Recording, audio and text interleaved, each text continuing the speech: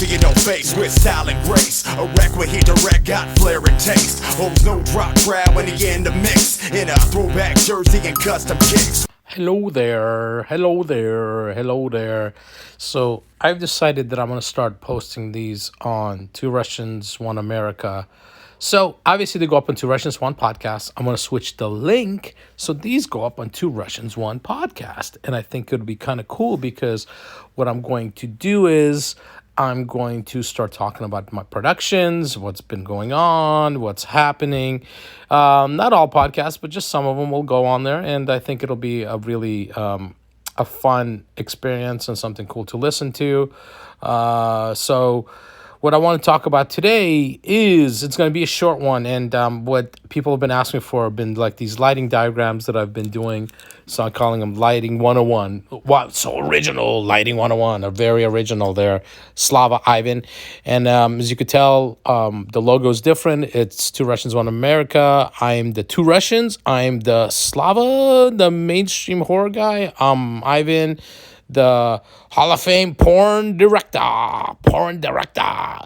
There should be three because I also do, I'm also the extreme photographer. So maybe we think change it to Three Russians, One America. I don't know. Two Russians, One extreme photographer. Anyways, I am putting together an episode of Two Russians, One Canadian with Darcy Diamond. And then there's going to be, then the other Canadian gets into town, Kennedy Rose, in a few days. And we're going to be shooting a bunch of stuff for Two Russians, One Canadian, Purdue with Kennedy Rose. So anyways, the last podcast obviously was with Darcy Diamond. It was our final farewell as she was going back home. We had a wonderful few days of shooting and creating and just watching some horror movies and becoming better, closer friends. I've only been around her one other trip in August of 2022. So it was nice to like catch up and things like that. So next is Kennedy Rose this week. And it's always fun to get to know new models and become friends with them and create with them. And when you become friends with people and see their dedication, their creativity, this is where sparks can fly as creators together. Not romantically, people. Not romantically, just creatively. Anyways, back to the topic at hand. Oh, yeah, also, I shit you not, in the last week and a half, the amount of alt models that have reached out is amazing. Is amazing. This I can't even tell you. Look, I think on Saturday I spoke to 3 different models that are down to shoot together, work together, possibly get tattooed, do creative stuff. I have one that's coming in mid-March that we have a plan for something really, really cool that I've wanted to do for years, and I'm finally going to get a chance to do it. So she'll be here, and I really can't wait to shoot this. If we could pull it off, I think we can, and it's going to be pretty amazing. Now, what I want to talk about this podcast, it's going to be a shorty but goodie. It's going to be, let's call it Press Play, Then Play, starring Robin Coffins. Okay, a little bit about Robin Coffins. It's kind of a funny story. So at XBiz awards nominations event, I was involuntarily writing solo that night. So I got to the event, and as usual, the red carpet people are like, "Oh, there's Ivan." Remember now? At that point, was I? No, was I? I'm trying to remember. No, I was before. I was a two-time Hall of Famer. And for all of you that think that I'm bragging, no, it's a wrestling term because when Booker T was a three-time world champ, that's how you would say it. So it's my homage to Booker T. He might have been 5-time champ. I'm not sure. But either way, it's my homage to Booker T, who is one of my favorite wrestlers of all time. He's a very, very entertainer, sports entertainer, I guess we should say, right? So I'm at XBiz Awards nominations event, and I just walked the red carpet, and I'm bored. Like, I'm there by myself, So I'm just I went and talked to a handful of people, and I go outside just to like chill, get some fresh air. And then there's like these two super hot, tall women there. Holy mother of God, right? And they both have like orange and yellow hair. They're both like over 6 feet tall because they're wearing heels. So I'm just like, who the F are those two, right? And then I'm like, wait, I think that's Robin Coffins and Serena. I think Serena's her wife, girlfriend's name, something like that. I'm not sure. I know they're together. That's all I know.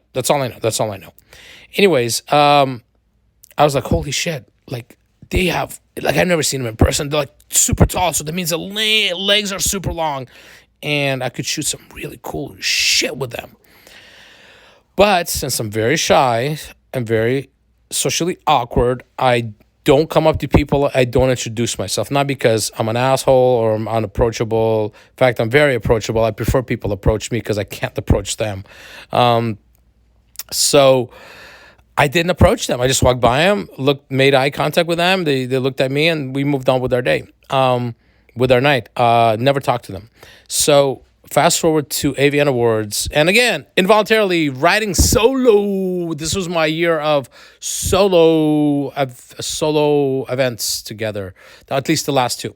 So once again, I'm all alone, and this time I'm being inducted into the AVN Hall of Fame.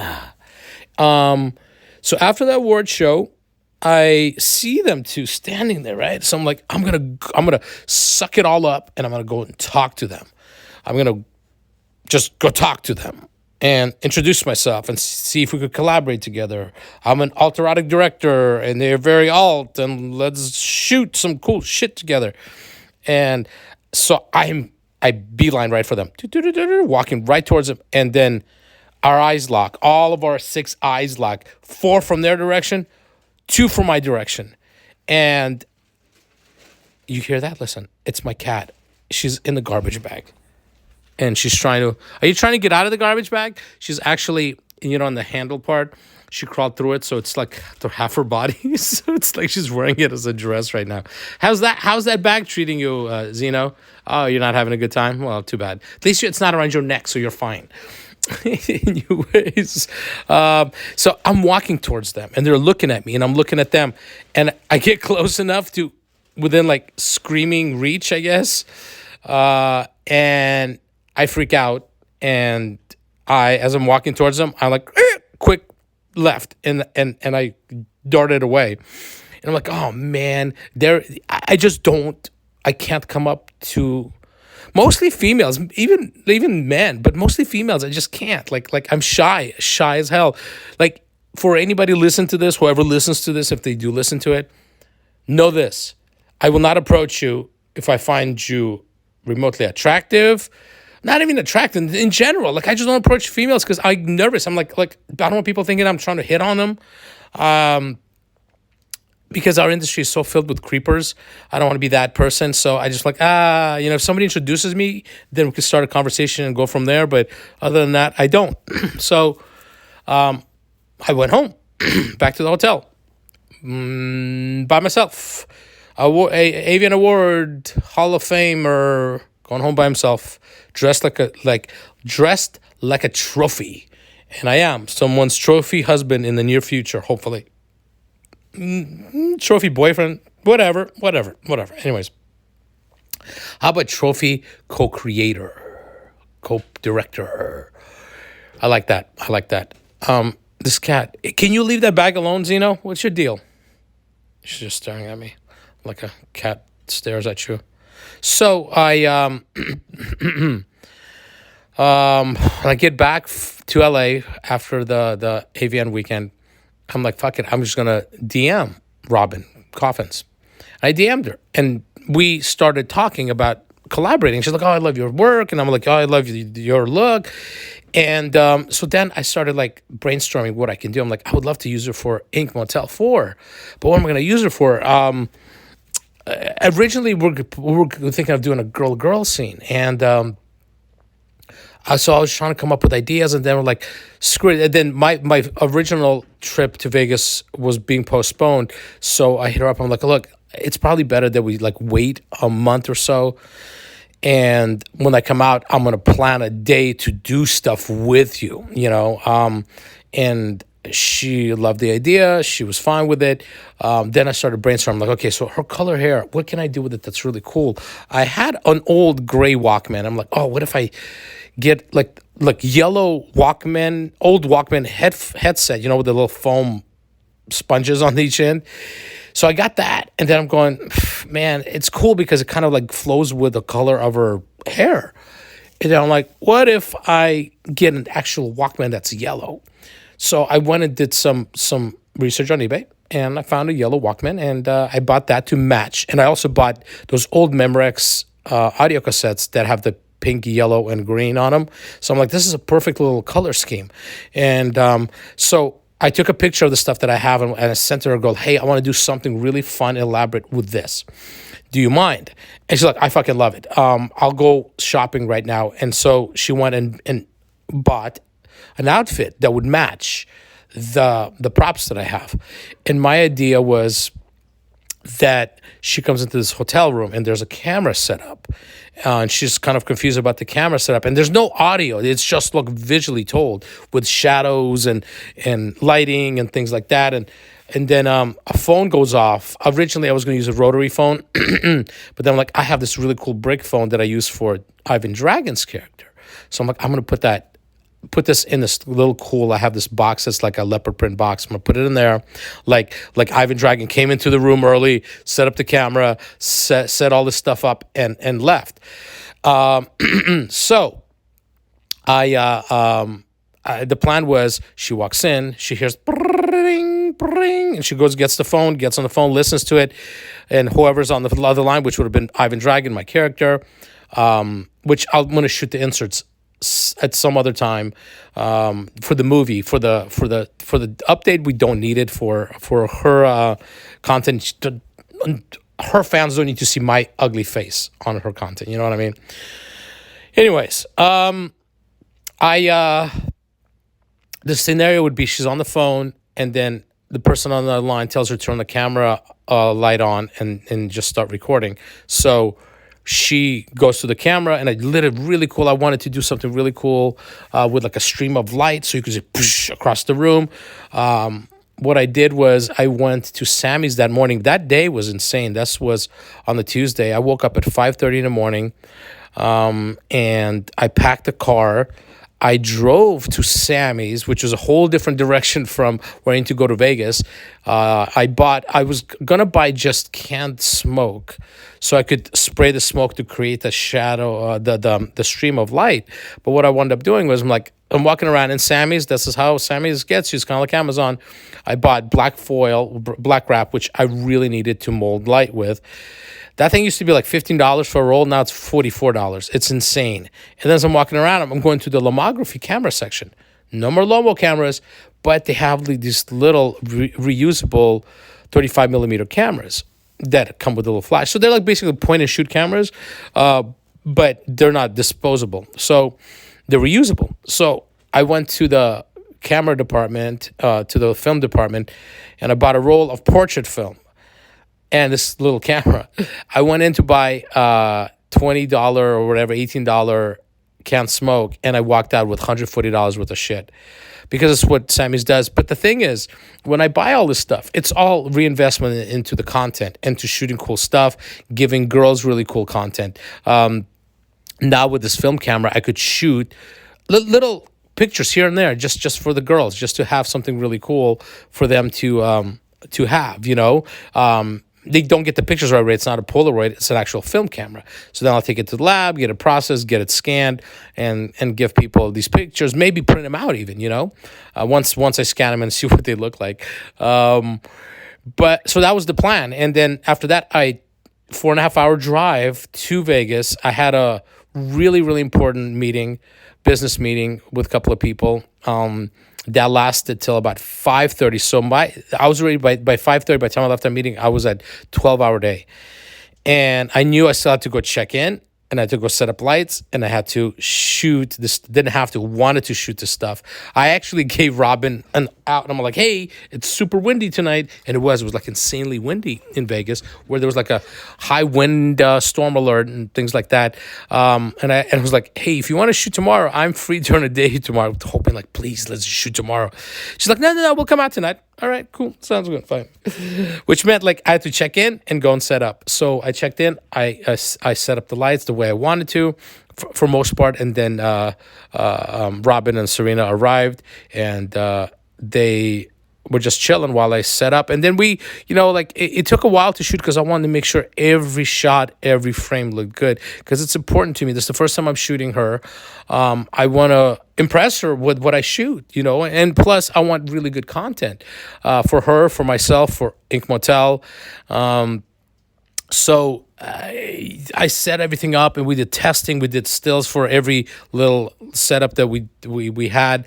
Her outfit was perfect. It looked like a little Red Riding Hood dress, but it was yellow. And then she had two different tops, and the top that we went with was like this flowery top that was perfect because it went well with the red panties. She wore boots, like combat boots. And she's like, I was thinking combat boots rather than like, pretty shoes. And I'm like, brilliant. That I love it.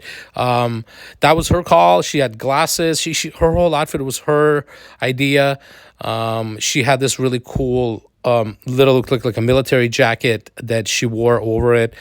Outfit was great. The pictures were amazing. Everything about that shoot was perfect, and that was the whole point, was to make something that's really, really artsy, creative, fun. I think at one point I'll probably, when I go to Vegas next time, maybe do a podcast with Robin just to talk to her about, what she does and what she's about. So it would be nice to like get her on the podcast to also discuss the shoot. But it was one of those things where it's like shooting so many different angles, and in my head I'm editing it as I'm shooting and also changing it a little bit around from what the original plan was and the original script that I had written, because now we're on a crunch time. I'm beyond exhausted. The night's running late. I'm like, and I told him at like 10:30, 11 o'clock, I'll try to be done by midnight. We were done by almost 2:30 in the morning. So my day was, what was that, 21 hours? And I don't mind, like if I'm being productive, I don't care about how long the days are. I really don't. Because the next day I had two shoots. I had one in the morning, and then I had some time off in the middle, and then a late shoot at night. So I was like, well, screw it. Like, I'll sleep a little bit, and then I'll wake up, I'll shoot, I'll take a nap, and then I had to go to another hotel to shoot and get it all done. I don't mind the work. In fact, I don't look at it as work. I look at it as exercise, and I count my steps just to see how many steps I do for that day. So we shot really cool stuff. The solo was cool, and the whole time I'm shooting, I'm going, okay, what am I going to add from my point of view later? Like what music, what sound effects? Am I going to add my voice, Ivan Dragon voice on the phone when she's listening?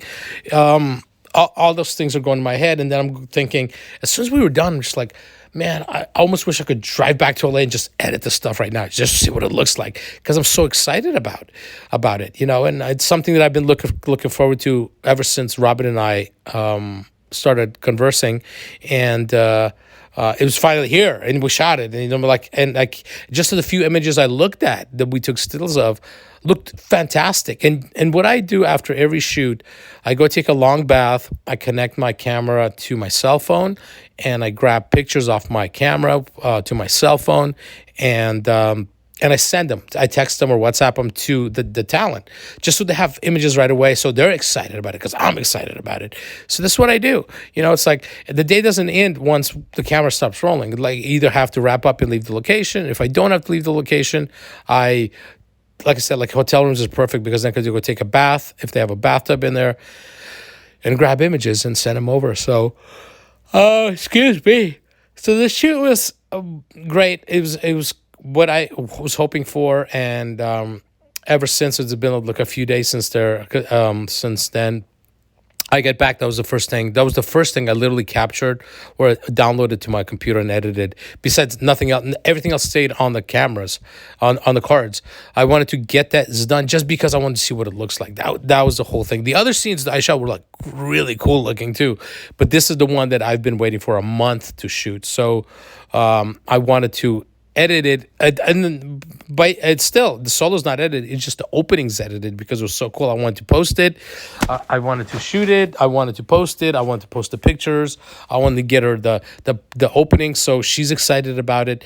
And now I could edit the solo today, tomorrow, whichever day. But the way I did the lighting, so this is basically supposed to be a lighting 101 situation here, and I kind of went on the tangent. But what I did with the lighting, what I wanted to do was give it this whole dingier red light district look to it. The hotel that I had like a little window that from another room that usually shine light through. So I was like, well, let me shine a light through it that's almost like a spotlight, so it looks like a window light coming through, like a blue window light. I shot in tungsten, so I wanted daylight going through, daylight balanced light going through that window that was super harsh to create like a spotlight on the bed. On the bed, I wanted to have the Walkman with all the stuff there, so it's almost like it's like pointing, like look over there. What I wanted to do with Robin as she walks in, I wanted to do a whole like red wall. So it's like the whole wall is splashed with red. And then the camera's in the foreground, the video camera. And the way I wanted to separate the camera from the background, what I did was I put a backlight on the camera that's, again, daylight balanced as well. So it goes blue, it goes almost to like nighttime color, you know, nighttime, like moon color.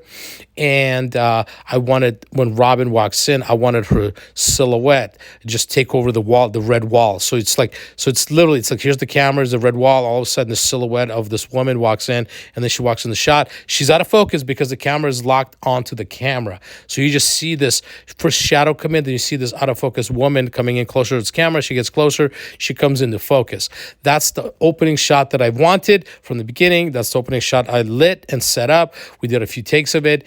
And to me, the two big shots that I wanted was that and the shot where she leans into the camera and she turns on the light above the camera and it blinds her. And that, what I did was I was trying to figure out what I'm going to set up. Am I going to set up one of these LED lights? But I'm like, no, that's cheesy. That I have an old VHS camera on the tripod. She needs to turn on a really weird light above it. So I actually had a desk lamp with a clamp on it, and so I brought that from home and I set it up. I clamped it to the camera, so it looks kind of like weird, like this is like makeshift looking thing. And then I took some cinefoil that I bought at Sammy's and I made a snoot. Snoot is basically you make like a tunnel where you could shoot a light through it, so the stream is just that much more sharper. And that's where the can smoke came in that I bought at Sammy's. So what we did was we did a few takes without the smoke, and then what I did was I go close your eyes, and I spray the smoke. The camera's already rolling, and I go to her, turn on the light. Boom, she turns on the light, and you see this stream of light hit her in the face, because now when the light goes through the smoke, it creates a stream. You've seen it at concerts and places like that where there's like smoke machines and the lights go through it, and it creates these shafts of light that are beautiful. And that's what I was going for. And she's backlit with blue light, and the camera is, so she comes in as a silhouette. Boom, turns it on. Boom, her face is lit up with this streak of light. When it came to going on the bed, crawling on the bed, I wanted to do various angles that are very sensual, slow movements. Her skirt's a little riding up, so you could see her red panties from the back, see her legs. So we just did a bunch of different angles of her crawling across the bed to get to the cell phone. And then even when she gets the cell phone, she flips over and lays on her back with her legs spread open, but she's got panties on. So there's a little bit of shadow play there, so you don't see much. But that window light that's coming in, that harsh window light, it just gives her this beautiful edge, this daylight, moonlight looking edge across her body, which is something that that's why I use that window so much. And I did various angles of that. I shot high angle, shot security camera footage of like Ivan Dragon watching her. I've had her looking around like on the phone, somebody saying like, I'm watching you, я тебя вижу. And so she's looking around because she realizes somebody's staring at her. So you don't even have to have dialogue over that. You know she's looking around, and we cut to a security camera above her head that somebody's staring at her. And then that's when she puts the phone down, crawls over to the camera, turns the camera on, crawls back, puts the headphones on. Because the phone is laying on the bed now, so you could hear talking. So he's directing her into doing everything in this room. So that was the plan. And then eventually when she comes back in the bed, puts the headphones on and gets turned on by the music, by whatever, is being said to her on the phone. And she masturbates with the phone, with a toy, with whatever, with her fingers. She has this tiny little finger vibrator. And that's it. And that's the scene. And then she leaves. And to me, it's really cool because I wanted to shoot something artistic with her, kind of like a la Ink Motel 1. Ink Motel 1 was more of that type of shooting, where it was like very artistic, very low-lit, dingy. Same with 2. 2 had a lot more cinematography in it. 3 was more very comedic, and it won Best Gonzo at Alt Star Porn Awards because it was very comedic, very funny, very cool. One of my highlights of 2022 by far.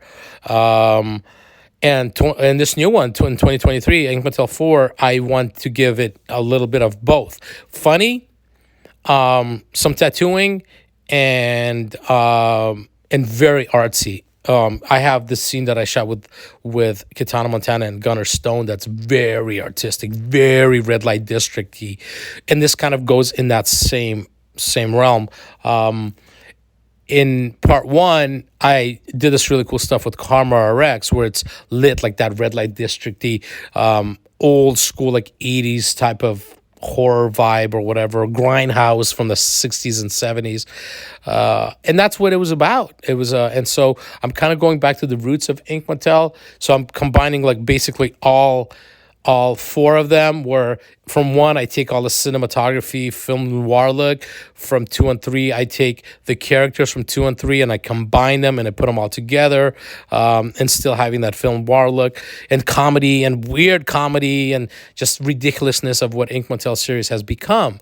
So that's kind of what that scene was. It was just conclusion of what I've been doing for Ink Motel 4, and I'm excited. I'm excited for this weird movie. I have a lot of scenes for it already, a handful of scenes. I have 1 or 2 left, and little wraparound scenarios. I got to shoot my inserts for me prepping the audio cassette, prepping the cell phone, prepping the video camera. I'm going to shoot all at my house. I have a vision of how I'm going to shoot it at my house.